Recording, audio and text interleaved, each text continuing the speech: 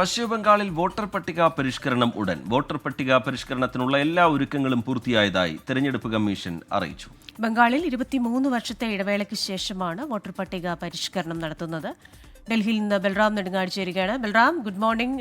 20 വർഷങ്ങൾക്ക് ശേഷം അല്ലെങ്കിൽ 20 വർഷങ്ങളിലേറെയായി ഇവിടെ വോട്ടർ പട്ടിക പരിഷ്കരണം നടന്നിട്ട് എന്തൊക്കെ ക്രമീകരണങ്ങളാണ് നടത്തിയിരിക്കുന്നത്? Very good morning Christina. Rijith, ബീഹാറിലെ വോട്ടർ പട്ടിക പരിഷ്കരണത്തിനെതിരായി പ്രതിപക്ഷത്തിന്റെ ശക്തമായ പ്രതിഷേധം തുടരുന്നതിനിടെയാണ് ബംഗാളിലും ഈ വോട്ടർ പട്ടിക പരിഷ്കരണം ആരംഭിക്കാനുള്ള നടപടികൾ കേന്ദ്ര തെരഞ്ഞെടുപ്പ് കമ്മീഷൻ പൂർത്തിയായിരിക്കുന്നത്. ഇതിന്റെ ഭാഗമായുള്ള എല്ലാ ഒരുക്കങ്ങളും പൂർത്തിയായി എന്നും ഏത് സമയം വേണമെങ്കിലും ഇനി വോട്ടർ പട്ടിക പരിഷ്കരണ നടപടികൾ ആരംഭിക്കാമെന്നുമാണ് തെരഞ്ഞെടുപ്പ് കമ്മീഷൻ അറിയിക്കുന്നത്.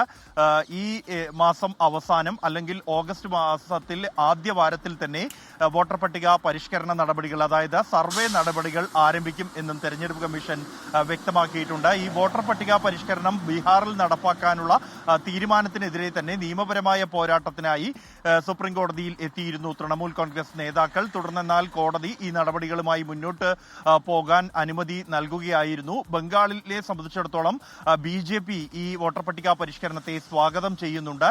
പ്രധാനമായും റോഹിംഗ്യൻ വോട്ടുകൾ കൂടുതലായി ചേർത്തിട്ടുണ്ട് എന്നും വ്യാജ വോട്ടുകൾ അനവധിയുണ്ട് സംസ്ഥാനത്ത് എന്നുമുള്ള ആരോപണവുമായി പ്രതിപക്ഷ നേതാവ് സുവേന്ദു അധികാരി അടക്കമുള്ളവർ രംഗത്തുണ്ട്. എന്നാൽ ഈ സംസ്ഥാനത്ത് ഒളിച്ചു താമസിക്കുന്ന ഏതെങ്കിലും ഒരു റോഹിംഗ്യക്കാർ ഉണ്ടെങ്കിൽ അവരുടെ മേൽവിലാസം തരണം എന്ന വെല്ലുവിളിയാണ് മുഖ്യമന്ത്രി മമതാ ബാനർജി ഉയർത്തിയിരിക്കുന്നത്. വിഷയത്തിൽ ശക്തമായ പ്രതിഷേധം തുടരുന്നതിനിടെയാണ് ഇത്തരത്തിൽ ബംഗാളിലും നടപ്പാക്കാനുള്ള ഒരു നടപടി. അതേസമയം ബീഹാറിലെ വോട്ടർ പട്ടിക പരിഷ്കരണം ഇനി ഒരാഴ്ചയിൽ താഴെ മാത്രമാണ് ഈ രേഖകൾ സമർപ്പിക്കാൻ ബാക്കിയുള്ളത്. ക്രിസ്റ്റീന, റീജി. ശരി, ബൽറാം നെടുങ്ങാടി ഡൽഹിയിൽ നിന്ന് വിശദാംശങ്ങൾ പങ്കുവയ്ക്കുകയായിരുന്നു.